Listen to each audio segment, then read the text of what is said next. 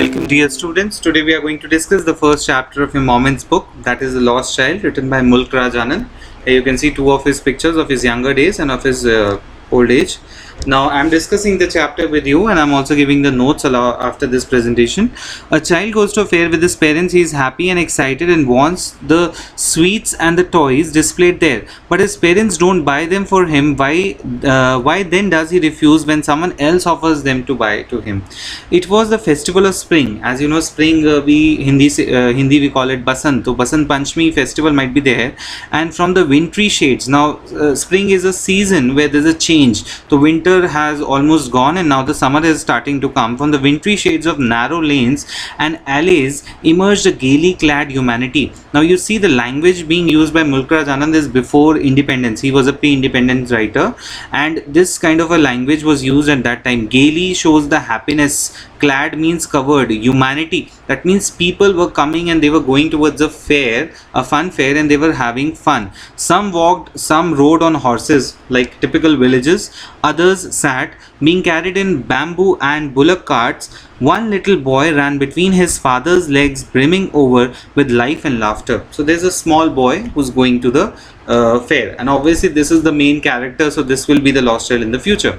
Come child come, called his parents as he lagged behind, fascinated by the toys in the shop that lined the way. So there were some toys that were lined up in the shop, and as a young child he wanted all those toys.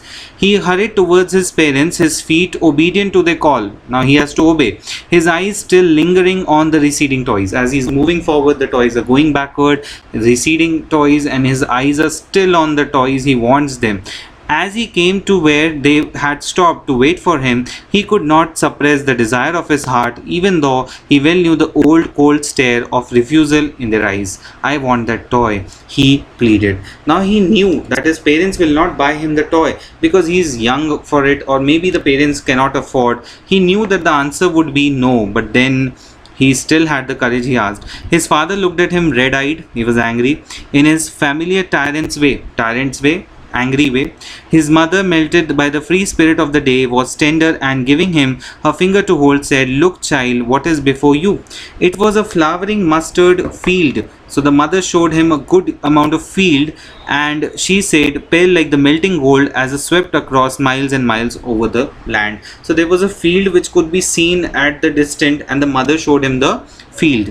A group of dragonflies. Now dragonflies I've shown here. These are the dragonflies. They were there. They were bustling around on their gaudy purple wings. If you see the wings, they're quite dirty. They're shown here as per the description. Gaudy is dirty. Intercepting the flight of a lone black bee or butterfly to search for sweetness from the flowers. So there were a group of flies which were not allowing the butterfly to go. The child followed them in the air with a gaze till one of them would still its wings and rest, and he would try to catch it. So he tries to catch the dragonflies, but it would go fluttering, flapping up into the air. When he had almost caught it in his hands, then his mother gave a cautionary call. Come child, come to the footpath. So the child was lost in his own world when he was trying to catch a dragonfly, but not lost completely. Mother called him, he came back. He ran towards his parents gaily and walked abreast of them till them. So he was walking with them for a while, being however soon left behind. Again he is lagging behind, attracted by the little insects and worms along the footpath that were teeming up for their hiding places to enjoy the sunshine. Now as it is, the day rise is happening, people are very happily moving about. There are insects also that are shown as a part of nature. They are very happy, excited. They're coming out of their homes, and as you can see, it's the time of the sunshine. Come child come, his parents called from the shade of a grove where they had seated themselves at the edge of a well. He ran towards them. The grove is a collection of trees, and the parents are sitting under a tree where there's a well. A shower of young flowers fell upon the child as he entered the grove, and forgetting his parents, he began to gather the raining petals in his hand. But lo, he heard the cooing of the doves. The dove is a bird like this. He hears the bird and he starts shouting, the dove. The raining petals dropped from the forgotten hands. Now you see the child is tempted to so many things, and he's shown as a quite as a nature lover according to me, because he likes the mustard fields, he likes the dragonflies, he likes the insects. Then he sees the dove, he points out to the dove. Then there are flowers that he's holding in his hands, the petals they fall down. Come child, come, they said to the child, who now gave running wild capers round the banyan tree, and gathering him up they looked the narrow winding footpaths which led to the fair through the mustard fields. So now again they go through the mustard fields. As they neared the village, the child could see rather footpaths full of throngs converging to the whirlpool of the fair, and felt at once repelled and fascinated by the confusion of the world he was entering. So now if you see, there's a kind of mix of emotions in the child. He was repelled. He did not wanted to go there. At the same time, he's fascinated. A sweet meat seller hogged. Now, sweet meat seller is a sweet seller. He's saying gulab jamun, rasgulla, barfi, jalebi. Now, he's selling a lot many number of sweets, and this child definitely is attracted. At the corner, the cross pass his counter at the foot of an architecture of many colored sweets decorated with leaves of silver and gold. The child stared open-eyed, and his mouth watered for the barfi that was his favorite sweet. I want that barfi, he slowly murmured, but he half knew as he begged that his plea would not be heeded, because his parents would say he was greedy. So it was so without waiting for an answer, he moved on. He knew that his parents will not allow for a sweet, because he will be called as a greedy child. A flower seller hogged a garland of gulmohar. Now he wanted a garland of gulmohar. A garland of gulmohar. The child seemed irresistibly drawn. He went towards the basket where the flowers lay heaped, and half murmured, I want that garland. But he well knew his parents would refuse to buy him those flowers, because they would say that they were cheap. So without waiting for an answer, he moved on. So he's suppressing his desires. He moved on here also where he wanted sweets. He moved on here also where he wanted the flowers. A man stood holding a pole with yellow, green, purple balloons flying from it. So now there comes the balloons. There are balloons, and now this child will want balloon. The child was simply carried away by the rainbow glory of their silken colors, and he was filled with overwhelming desire to possess them all. But he well knew his parents would never buy him the balloons, because they would say that he was too old to play with such toys. So he walked on further. A snake charmer stood playing a flute. Now there's a snake charmer there. It's a typical Indian fair, so all kinds of things you can find there. So a snake charmer was there. To a snake which coiled itself in a basket, its heads raised in a graceful bend like the neck of a swan, while the music stole into invisible ears like the gentle rippling of an invisible waterfall. So now you see how figuratively, how beautifully Mulk Raj Anand has written this story. The child went towards the snake charmer, but knowing his parents had forbidden him to hear such coarse music, it's not good for the ears. As the snake charmer played, he proceeded further. There was a roundabout in full swing. A roundabout I have shown here, this kind of a roundabout was there in the full swing. Men, women and children, carried away in whirling motion, shrieked and cried with dizzy laughter. The child watched them intently, and then he made a bold request, I want to go on the roundabout, please, father, mother. Now this time he makes a bold request, assuming that his parents may allow. There was no reply. Now you should remember what happened where. When he went to the roundabout, the parents are not there. He turned to look for his parents. They were not there ahead of him. He turned to look on either side. They were not there. He looked behind. There was no sign of them. Now he is lost.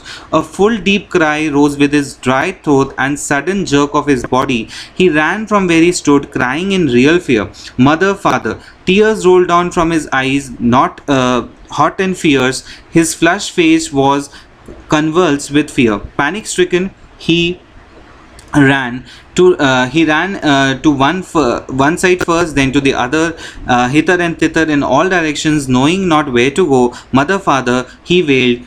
His yellow turban came untied, and his clothes became muddy. Now this child is finally lost. He could not find his parents, and now becomes the tragedy part of the story comes in. Now so far the story was going on a very smooth pace. He wanted this, he wanted that, but now he he was lost. Having run to and fro in a rage of running for a while, he stood defeated, his cries suppressed into sobs. At little distances on the green grass, he could see through his filmy eyes men and women talking. So he tries to figure out where his parents could have gone. He tried to look intently among the patches of the bright yellow clothes, but there was no sign of his father and mother among these people. It seems as if the parents have deliberately lost the child, or maybe he's lost on his own. So now the story comes to a confusing point, where are the parents actually gone, who seem to laugh and talk just for the sake of laughing and talking. So he's seeing people who are enjoying themselves and he's worried. He ran quickly again, this time to the shrine is a small temple to which people seem to be crowding. Every little inch of space here was congested with men, but he ran through people's leg, his little sob lingering mother father near the entrance to the temple.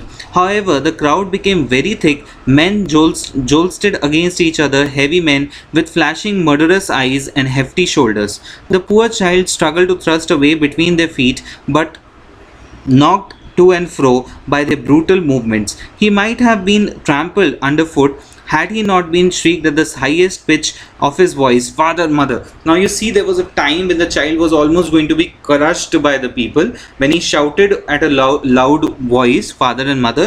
Now a man comes in the picture who is another character in the story. A man in the surging crowd heard his cry and stooping with great difficulty, stooping is bending, lifted him up to his arms. He says, "How did you get here, child? Whose baby are you?" The man asked as he stared clear to the mass. The child wept more bitterly now than ever before. He started crying and only cried, "I want my mother, I want my father." The man tried to soothe him by taking him to the roundabout. Now he offers him everything which he wanted earlier. Now he is taking him to a roundabout. "Will you have a ride on the horse?" he gently asked as he approached the ring. The child's throat tore into 1,000 shrill sobs and he only shouted, "I want my mother, I want my father." The child is crying again and again and again. Now, this kind of a crowd was there, and the man has finally saved the child, and the child is crying. There was no reply. He turned. Sorry.